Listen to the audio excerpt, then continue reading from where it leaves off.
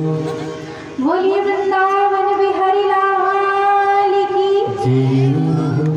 आज श्री सुखदेव जी महाराज राजा परीक्षित को बताते हैं कि जब मैया रुक्मणी और प्रभु श्री कृष्ण का सुंदर सा विवाह हो जाता है तो प्रभु द्वारिका में मैया के साथ रहने लगते हैं। कुछ समय व्यतीत होता है। जैसे ही कुछ समय व्यतीत हुआ तो मैया एक सुंदर से पुत्र को जन्म देती है, जिसका क्या नाम था? प्रद्युम्न। क्या? जोर से बोलिए। प्रद्युम्न। अब जब प्रद्युम्न के जन्म के कुछ ही समय व्यतीत हुआ था, 2-4 दिन, तभी जो भगवान श्री कृष्ण का दुश्मन है सम्रासुर, कौन? सम्रासुर। सम्रासुर नामक दैत्य आता है और प्रभु श्री कृष्ण के जो पुत्र है प्रद्युम्न जी, उनको उठा करके ले जाता है। अब महाराजा जैसे ही वो ले जा रहा था, बीच में एक समुद्र पड़ा। सम्रासुर ने उस बालक को उस समुद्र में गिरा दिया। अब महाराजा जैसे ही समुद्र में उसने उस बालक को गिराया तो समुद्र में एक बड़ी सी मछली थी और वो उस बालक को निगल जाती है। इधर सम्रासुर अपने घर चला गया। अब जो सम्रासुर के यहाँ रसोइये थे और उसके गांव के जो मछुआरे थे, वो समुद्र में मछली पकड़ने के लिए जाते हैं। अब जैसे ही मछली पकड़ने के लिए गए तो उनके जाल में वही मछली फंस जाती है जिसने प्रद्युम्न को निगला था। अब मछुआरे वो मछली पकड़ते हैं, सोचते हैं चलो इसको राजा के पास ले चलते हैं, बहुत सारा धन मिलेगा। अब वो धन के लोभ से उस मछली को सम्रासुर के पास ले आते हैं। जैसे सम्रासुर को मछली दिखाते हैं, सम्रासुर बहुत प्रसन्न होता है और मछुआरों को बहुत सा धन देता है और उस मछली को अपने रसोइयों को सौंप देता है। अब जो रसोइये थे उन्होंने जैसे ही मछली काटी तो उस मछली के गर्भ से एक पुत्र निकला। अब जैसे ही रसोइये ने देखा तो उसने अपनी पत्नी को दे दिया इसको, और रसोइये महाराज सम्रासुर के पास जाते हैं, सारा वृतांत बताते हैं कि महाराज ऐसी ऐसी बात है, जो आपने मछली दी थी उसके गर्भ से पुत्र निकला है। क्योंकि जो लोग मछली काटते हैं तो पहले मुख ही काटते हैं। अब जैसे उन्होंने मुख काटा तो उन्हें पुत्र दिखाई दिया, तुरंत लेके पहुंच जाते हैं। अब सम्रासुर कहता है ठीक है। रसोइये की पत्नी की कोई संतान नहीं थी। सम्रासुर ने उस बालक को उसी को सौंप दिया और उसने उस बालक का नाम प्रद्युम्न तो था ही, फिर से प्रद्युम्न रख दिया। क्यों? क्योंकि उसके मन में था कि मैंने अपने दुश्मन को मार दिया, मैंने दुश्मन के पुत्र की हत्या कर दी है, जिससे मुझे याद आता है जब जब मैं प्रद्युम्न को देखूंगा तो मुझे याद आएगा कि मैंने अपने दुश्मन के पुत्र को मार दिया है। आज सम्रासुर ने उस बालक का नाम प्रद्युम्न रख दिया। समय व्यतीत होता है, थोड़ा थोड़ा समय व्यतीत हो रहा है। अब प्रद्युम्न जी बड़े हो गए। अब जैसे ही बड़े हो गए तो एक दिन उनके पास नारद जी आते हैं। नारद जी आकर के सारा वृतांत बताते हैं कि किस प्रकार से सम्रासुर आप जब 2-4 दिनों के ही थे तब सम्रासुर आपको उठा लाता है और समुद्र में फेंक देता है।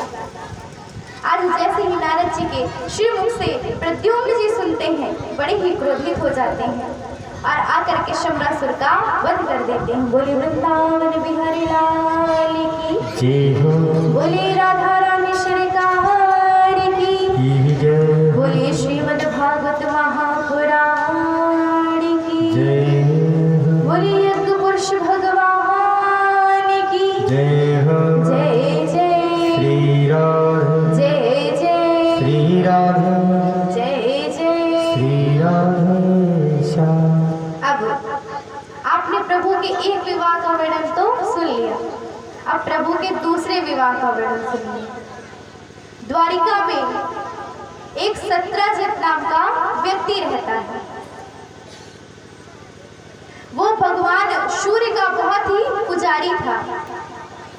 रोज भगवान सूर्य की पूजा करता था। एक दिन भगवान सूर्य प्रसन्न हो जाते हैं, उसे दर्शन देते हैं और उसे समंतक नामक मणि प्रदान करते हैं, जो मणि 20 भार सोना दिया करती थी।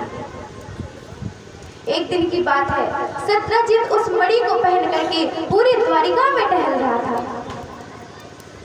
जैसे ही सभी द्वारिका वासियों ने देखा तो विचार करते हैं कि साक्षात जैसे सूर्यदेव की ही चमक हो। प्रभु के पास आते हैं तो प्रभु ने बताया कि समंतक मणि है। अब जैसे ही प्रभु के द्वारा उनको पता चलता है, आज प्रभु सत्यजित के पास जाते हैं और कहते हैं ये मणि मुझे दे दो। क्यों दे दो? क्योंकि वो मणि सोना देती थी और वो जो सोना था, यदि वो भगवान को मणि मिल जाती तो सोना प्राणियों के कल्याण में जाता। इसीलिए प्रभु मणि मांग रहे थे, लेकिन सत्यजित ने मना कर दिया। तो प्रभु कहते हैं ठीक है, कोई बात नहीं, यदि तुम नहीं देना चाहते हो तो कोई बात नहीं, मत दो। अब जैसे उन्होंने मना किया तो प्रभु चुपचाप वहां से चले आते हैं। कुछ दिनों के बाद सत्यजित का भाई प्रसेन सत्यजित के पास आता है, कहता भैया थोड़ा मुझे अपनी मणि दे दीजिए। आज प्रसेन उस मणि को पहन करके जंगल में गया और जैसे ही जंगल में जाता है तो एक सिंह आकर के उसके प्राणों को हर लेता है और उस मणि को लेकर के जाने लगता है। अब जैसे ही सिंह लेकर के जाने लगता है तो वहां पर एक रीछ आ जाता है और वो मणि को लेकर के अपनी गुफा में चला जाता है। इधर जब कई दिन व्यतीत हो गए तो सत्यजित विचार करता है कि हो ना हो मेरे भाई प्रसेन को भगवान श्री कृष्ण ने ही गायब किया है, द्वारिकाधीश ने ही गायब किया है, क्योंकि उन्होंने ही मणि मांगी थी मुझसे। हो ना हो उन्होंने ही गायब किया है और मणि ले ली है। आज महाराज वो विचार कर रहा था कि उतने में ही उनकी पत्नी आ जाती है। अब जैसे ही पत्नी आई तो पत्नी पूछती बताइए क्या बात है, आप इतना परेशान क्यों हैं? अब पत्नी ने जब बहुत पूछा तो कहते अच्छा ठीक है मैं बताता हूँ, पर तुम किसी से कहना मत। आज सत्यजित ने अपनी पत्नी से बता दिया कि कुछ दिन पहले मैं महल गया था, द्वारिकाधीश से मेरी भेंट हुई तो वो ये मणि मांग रहे थे और प्रसेन मणि लेकर के गया, अभी तक नहीं आया। तो हो न हो मुझे ऐसा लग रहा है कि प्रभु ने उस मणि को ले लिया है। अब महाराज जो महिलाएं होती हैं उनकी कोई भी बात बचती नहीं है पेट में, है ना? सही बात है। आप लोग भी ऐसा करते हैं? नहीं करते? तो अब जैसे ही सत्यजित ने अपनी पत्नी को बताया तो पत्नी अपनी दासी से बताती है, उन्होंने दूसरी से बताया, फिर इस तरह करके पूरे द्वारिका में ये बात फैल गई। अब जैसे पूरी द्वारिका वासियों को पता लगा तो प्रभु को भी पता लगता है। अब प्रभु को जैसे इस बात का पता लगता है, प्रभु सोचते ये तो मुझे कलंक लग गया, छोटा कलंक लग गया। प्रभु को कलंक क्यों लगा था? क्योंकि उन्होंने चौथ के चंद्रमा का दर्शन किया था। अब महाराज प्रभु सोचते अब कुछ ना कुछ तो करना ही पड़ेगा, नहीं तो ये कलंक इसी प्रकार लगा रहेगा। अब महाराज प्रभु द्वारिका से कुछ बुजुर्गों को लेते हैं साथ में। अब जैसे ही बुजुर्गों को लिया, विचार करते हैं कि अब मणि तो ढूंढनी ही पड़ेगी, जंगल में निकल जाते हैं। जैसे ही जंगल पहुंचे तो उन्हें वहां पे शेर के पंजे के निशान दिखाई पड़े और वहीं पर प्रसेन के कपड़े पड़े हुए थे। अब वो उन्हीं पंचों के निशान को देखते देखते आगे बढ़ते हैं तो उन्हें रीछ के पैर के निशान दिखाई पड़ते हैं। अब वही निशान के पीछे पीछे वो जा रहे हैं। अब जैसे ही थोड़ा आगे बढ़ते हैं तो एक गुफा दिखाई देती है। अब जैसे ही गुफा मिलती है तो प्रभु जो द्वारिकावासी थे, दो चार जो साथ में गए थे, उनको कहते हैं आप बाहर ही प्रतीक्षा करिए, मैं अंदर देख के आता हूँ। अब महाराज इधर कई दिन व्यतीत हो जाते हैं परंतु प्रभु वापस नहीं आते, तो द्वारिकावासी वहां से वापस लौट आते हैं। इधर जैसे ही प्रभु अंदर गए तो उन्होंने क्या देखा कि कुछ बालक अंदर मणि से खेल रहे थे। और जैसे ही उन्होंने देखा तो दौड़े दौड़े बालक के पास जाते और वो मणि लेने लगते, तभी वहां पर रीछ आ जाते। और जैसे ही प्रभु को देखा कि ये मणि ले जा रहे हैं तो तुरंत प्रभु के पास आते कहते, यदि तुम ये मणि लेना चाहते हो तो पहले मुझसे युद्ध करो। इधर 28 दिनों तक युद्ध चलता है, परंतु जब 28 दिनों के बाद प्रभु श्री कृष्ण जामवंत जी को, और वो रीछ पता है कौन थे? जामवंत जी। जैसे उनको हराते हैं तो वो समझ जाते हैं कि कोई और नहीं, मेरे त्रेता के राम हैं। बोलिए श्री रामचंद्र की जय हो। आज जैसे उन्होंने विचार किया ये तो मेरे प्रभु श्री राम हैं, चरणों में गिर जाते हैं, प्रभु मुझे क्षमा कर दीजिए, मुझसे भूल हो गई, मैं तो आपको पहचान ही नहीं सका, मैं क्षमा चाहता हूँ। आज महाराज जैसे ही जामवंत जी ने इस प्रकार कहा तो प्रभु श्री कृष्ण कहते कोई बात नहीं। आज जामवंत जी कहते हैं प्रभु मैं आपको केवल मणि नहीं दूंगा। प्रभु कहते प्रभु आप मणि तो लीजिए ही, साथ में मेरी मणि के समान कन्या को भी स्वीकार कीजिए। आज महाराज जामवंत जी की पुत्री जामवती को लेकर के प्रभु आज द्वारिका आते हैं। प्रभु का दूसरा विवाह मैया जामवती के साथ होता है। बोले द्वारिकाधीश भगवान की जय। प्रभु कितने विवाह हो गए? दो। कौन कौन से, किसके किसके साथ हुए? रुक्मणी मैया के साथ, जामवती मैया के साथ। अब प्रभु का तीसरा विवाह। अब जैसे ही प्रभु मणि लेकर के आते हैं तुरंत सत्राजित के पास जाते हैं, कहते लो भैया ये है तुम्हारी मणि। और मन में ऐसा हुआ था। आज महाराज जैसे ही प्रभु ने सत्राजित को उस मणि को दिया, सत्राजित बहुत ही लज्जित हो जाता है, कहता है द्वारिकाधीश मुझे क्षमा कर दीजिए, मुझसे गलती हो गई, का प्रायश्चित करना चाहता हूँ, इसलिए हे प्रभु आप मेरी पुत्री सत्यभामा को स्वीकार कीजिए। आज महाराज जैसे उन्होंने इस प्रकार से याचना की तो प्रभु का तीसरा विवाह मैया सत्यभामा के साथ होता है। बोलिए श्री वृंदावन बिहारी लाल की जय हो। प्रभु कितने विवाह होते हैं? 3। कौन कौन से? रुक्मणी मैया के साथ, जामवती मैया के साथ और सत्यभामा मैया के साथ। अब प्रभु के और विवाहों का वर्णन सुनिए। प्रभु की कुल कितनी पत्नियां हैं? 16,108, जिनमें से 8 पटना। तो आपने 3 विवाहों का तो वर्णन सुन लिया। प्रभु का चौथा विवाह मैया अमृत वृंदा के साथ, 5वां विवाह कालिंदी जी के साथ, 6वां सत्या भद्रा और 8वां विवाह मैया लक्ष्मणा जी के साथ संपन्न होता है। प्रभु के कितने विवाह हो गए? 8। देखिए समय कम रहता है इसीलिए थोड़ी कथाएं संक्षेप में भी, थोड़ी कथाओं को विस्तार से भी सुनेंगे। अब प्रभु के कितने विवाह हुए? 8 विवाह। लेकिन प्रभु की कितनी पत्नियां? 16,108। तो अब हम 16,100 विवाह का वर्णन सुनते हैं। एक असुर है भौमासुर, जिसका एक नाम नरकासुर है। उसने 16,100 कन्याओं को बंदी बना रखा है। आज महाराज जैसे ही प्रभु को पता चलता है तो प्रभु मैया सत्यभामा जी को लेकर के जाते हैं और भौमासुर नामक दैत्य को मारते हैं और वो जो कन्याएं थी उनको मुक्त करवाते हैं। आज जैसे ही कन्याएं मुक्त हुई प्रभु उनके पास जाते हैं, कहते हैं हे देवी बताइए आप कहाँ जाना चाहती हैं, हम आपको आपके घर तक पहुँचा देंगे।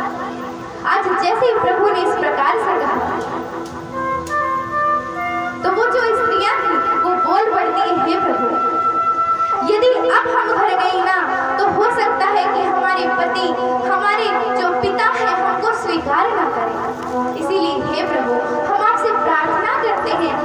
हमें स्वीकार कीजिए।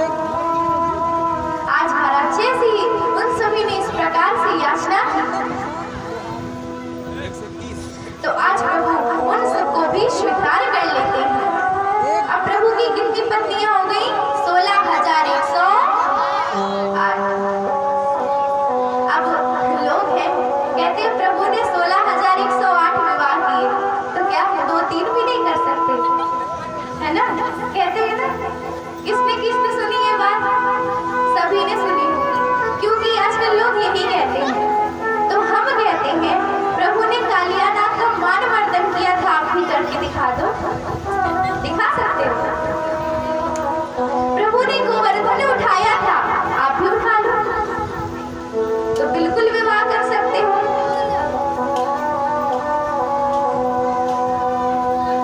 प्रभु के जो गुण थे उन्हें भी तो देखिए। प्रभु ने अनेकों दैत्यों का संहार किया। तुम तो छोटे से सांप को देख लो तो डर जाओ। विवाह की बात करते हैं। प्रभु के कितने विवाह संपन्न हुए? 16,108। और प्रत्येक पत्नियों से 10-10 पुत्र तथा एक पुत्री। आज महाराज श्री सुखदेव जी महाराज राजा परीक्षित जी को प्रभु की सुंदर सी संतति का वर्णन सुनाते हैं। एक बार श्री नारद जी विचार करते हैं कि प्रभु की तो 16,108 पत्नियां हैं, प्रभु रहते कैसे होंगे इन सब के साथ? अच्छा, आप भी सोचिए कि जिसकी इतनी पत्नियां कैसे रहते होंगे? प्रश्न है आपके मन में। तो आज नारद जी के मन में भी ये प्रश्न था, तो पता करने के लिए जाते हैं कि देखो तो प्रभु रहते कैसे हैं। आज महाराज नारद जी द्वारिकापुरी जाते हैं, तो सबसे पहले रुक्मिणी मैया के कक्ष में जाते हैं। अब जैसे ही रुक्मिणी मैया के कक्ष में गए तो वहां पर उन्होंने क्या देखा कि रुक्मिणी मैया और प्रभु श्री कृष्ण बैठे हुए हैं। और जैसे ही नारद जी को देखा, आइए नारद जी, आइए, आपका तो स्वागत है। आज नारद जी कुशल पूर्वक बैठे, थोड़ी देर बाद विदा लेकर के आज सत्यभामा मैया के कक्ष में जाते हैं। अब जैसे सत्यभामा मैया के कक्ष में गए तो क्या देखते हैं? प्रभु भोजन कर रहे थे और मैया सत्यभामा उन्हें परोस रही थी।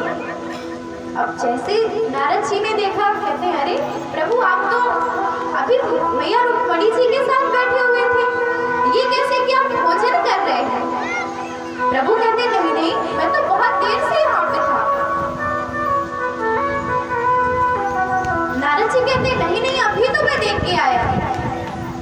मैया सत्यभामा कहती कैसी बात कर रहे हैं आप, ये तो बहुत देर से है यहाँ पे। अब नारद जी जामवती मैया के कक्ष में जाते हैं तो क्या देखते हैं? प्रभु श्री कृष्ण मैया जामवती भैया उद्धव जी वहां पर बैठे हुए हैं और चौसर खेल रहे हैं। आज प्रभु एक एक करके, नारद जी एक एक करके सभी रानियों के कक्ष में जाते हैं, तो सब जगह प्रभु को अलग अलग कार्य करते हुए पाया। प्रभु की जितनी पत्नियां थी, प्रभु ने भी उतने रूप धारण किए थे और उतने ही महल बनवाए थे। आज जैसे ही नारद जी ने प्रभु की सुंदर सी लीला को देखा, प्रणाम करते हैं और वहां से चले आते हैं।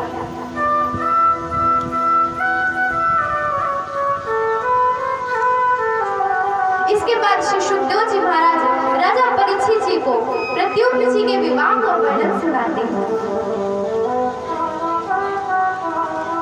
एक बारासुर नाम का दैत्य है जिसकी पुत्री उषा है। उन्होंने स्वप्न में प्रद्युम्न जी को देखा, प्रद्युम्न जी के पुत्र अनिरुद्ध जी को। जैसे अनिरुद्ध जी को देखा तो मोहित हो गई। आज जैसे ही मोहित हुई, उनकी सखी थी चित्रलेखा, उनको आदेश देती है और चित्रलेखा चित्र बना लेती है। स्वप्न में भी देखा। आज जैसे ही आदेश दिया किया तो वो चित्र बनाना प्रारंभ करती हैं। और जैसे उन्होंने अनिरुद्ध जी का चित्र बनाया, बड़ी प्रसन्न हो जाती हैं। और आज सोते हुए अनिरुद्ध जी को चित्रलेखा अपने वो जो उषा भवन के कक्ष में ले आती है। इधर एक दिन नारद जी प्रभु के पास जाते हैं, कहते एक बात बताइए, अनिरुद्ध कहाँ है? कहते अरे कहीं खेल रहा होगा। तो कहते खेल नहीं रहे थे, जेल में है, किसकी बाला से। आज महाराज जैसे ही पता चलता है प्रभु जाते हैं, और जैसे ही प्रभु गए बाणासुर की भुजाओं को काटते हैं और अनिरुद्ध जी का विवाह संपन्न होता है। बोलिए श्री वृंदावन बिहारी लाल की जय हो, बोलिए राधा रानी श्रृंगार की जय हो, बोलिए भैरव बाबा की जय हो, जय जय श्री राधे, जय जय श्री राधे, जय जय श्री राधे।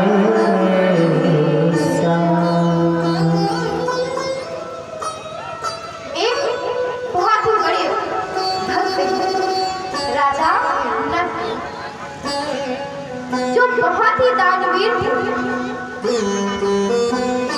ब्राह्मणों को बहुत दान करते थे, गायों का दान करते थे। और ऐसी वैसी गाय नहीं होती थी, गायों की सींग में सोना मढ़वा देते थे, घुरों में चांदी मढ़वा देते थे, तब ब्राह्मणों को दान करते थे। एक बार की बात है कि उन्होंने एक ब्राह्मण को गाय का दान किया और वो गाय भाग करके उनकी गौशाला में फिर से आ जाती है। अब जैसे ही वो गौशाला में आ गई तो राजा नग्न समझ नहीं पाए, उन्होंने उसी गाय को दूसरे ब्राह्मण को भी दान कर दिया। अब महाराज जैसे उन्होंने दूसरे ब्राह्मण को दान किया तो दोनों ब्राह्मण आज राजा के समक्ष आ जाते हैं और आज राजा से न्याय मांगने लगते हैं कि हे राजा न्याय करो, न्याय करो राजा, ये गाय तुमने मुझे भी दान करी है और इस ब्राह्मण को भी दान करी है, ये गाय किसके पास रहनी चाहिए? क्योंकि दान तुमने दोनों को ही किया है। महाराज राजा नग्न कोई न्याय ना कर सके, जब वो कोई न्याय ना कर सके, आज उनकी मृत्यु का समय आता है और उनकी मृत्यु हो जाती है। यमराज जी के समक्ष पहुंचते हैं, यमराज उनसे प्रश्न करते हैं कि आपने पुण्य तो बहुत किया परंतु एक पाप है, आपने एक गाय का दान दो ब्राह्मणों को किया, तो पहले आप पुण्य भोगना चाहते हैं या पाप भोगना चाहते हैं? तो वो कहते हैं पहले मैं पाप भोगना चाहता हूँ। आज महाराज जैसे उन्होंने कहा मैं पाप भोगना चाहता हूँ, उनके कहते ही उनका जो जन्म होता है वो गिरगिट के रूप में होता है।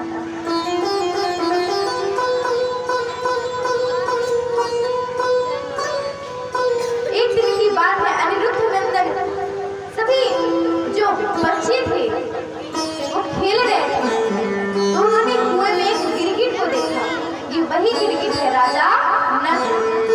अब जैसे इन्होंने कुएं में देखा तो देखते ही दौड़े दौड़े प्रभु श्री कृष्ण के पास जाते हैं, कहते हैं कि कुएं में एक गिरगिट है। आज महाराज जैसे ही प्रभु आए गिरगिट को बाहर निकालते हैं और प्रभु का स्पर्श होता है तो गिरगिट दिव्य रूप धारण करके प्रकट हो जाता है। अब जैसे वो गिरगिट दिव्य रूप धारण करके प्रकट हुआ तो आज महाराज प्रभु के चरणों में गिर जाता है, कहता है मैं समझ गया कि मेरा पाप क्या था और पुण्य क्या है। पाप तो मैंने किया कि एक गाय को तो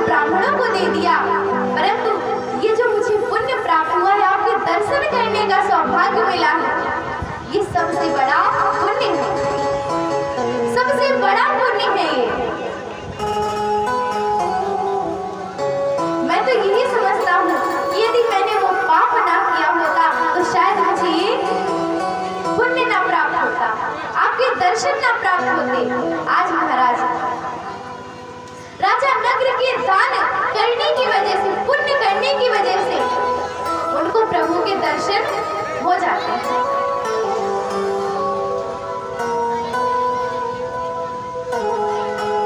देखिए, यदि हम महीने में कमाते हैं तो उसमें से 10% दान भी कर देने तो कोई गलत बात नहीं है। अपने धन को धर्म से जोड़ना गलत नहीं है। अच्छा, आप ये सोचो कि यदि कोई व्यक्ति मंदिर बनवा दे, अब मंदिर उसने बनवा दिया, अब भाई अवस्था है कुछ समय बाद ढल जाएगी, उसकी मृत्यु भी हो जाएगी, परंतु अब जो व्यक्ति उस मंदिर में पूजा करेंगे, जल चढ़ाएंगे, तो वो कहेंगे वो फिर उन्होंने ये मंदिर बनवाया था।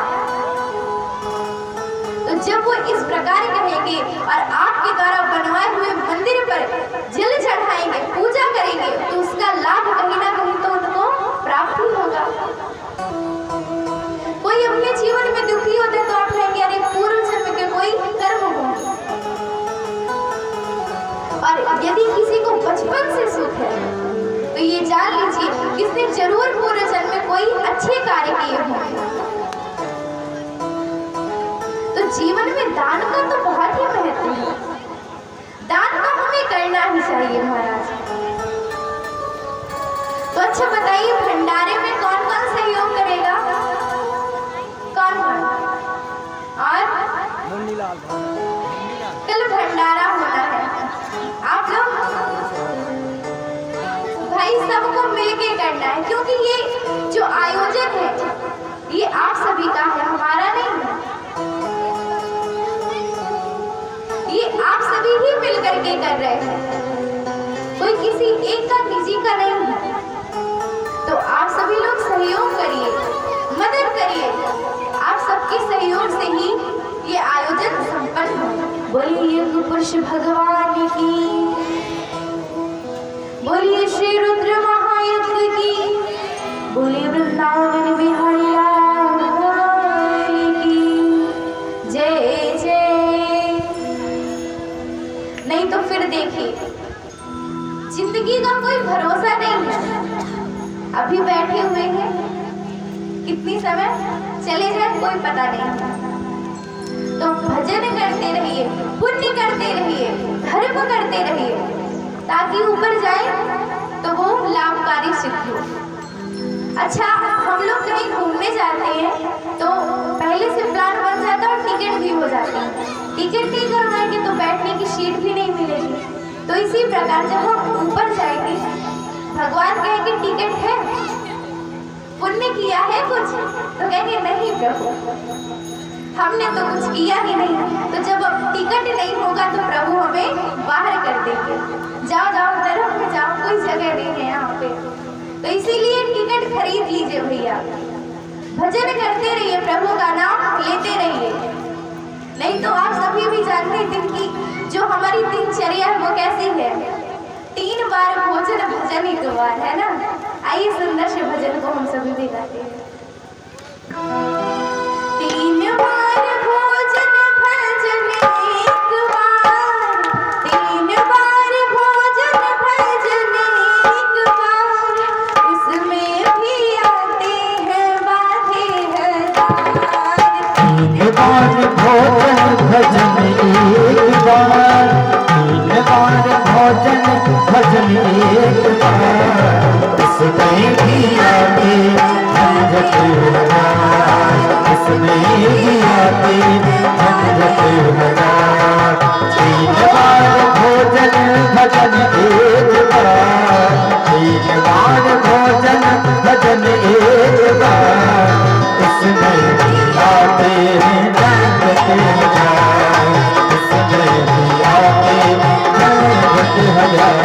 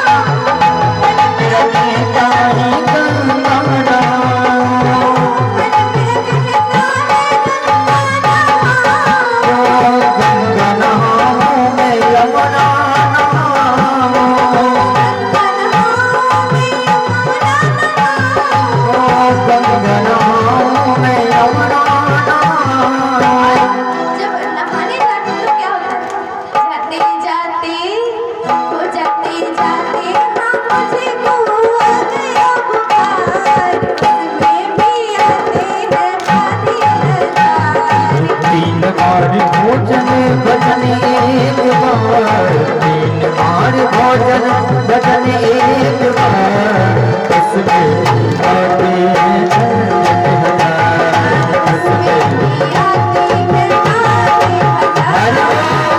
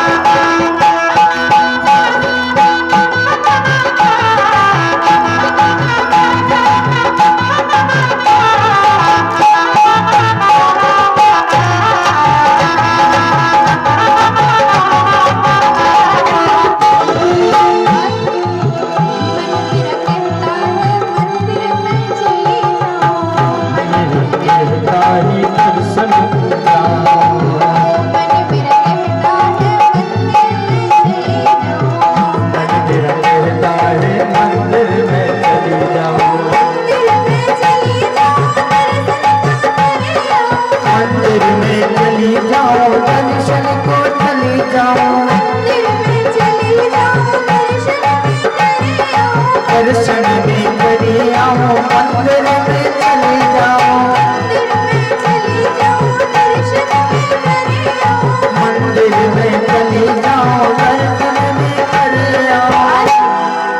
हो जाते जाते मंदिर में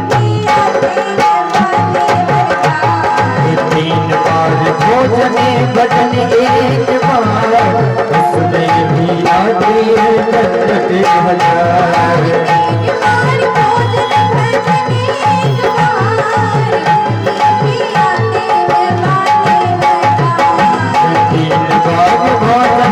भजन एक बार, उसमें भी आते हैं झंझट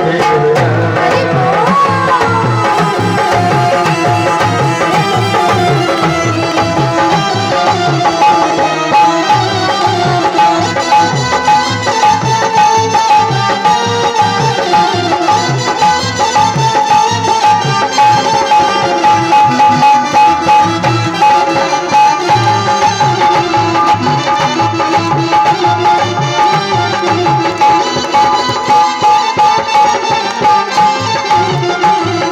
3 बार भोजन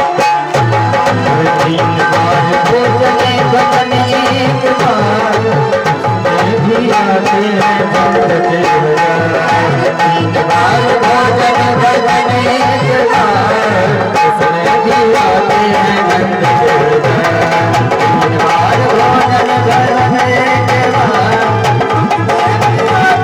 भी आते हैं झंझट हजार।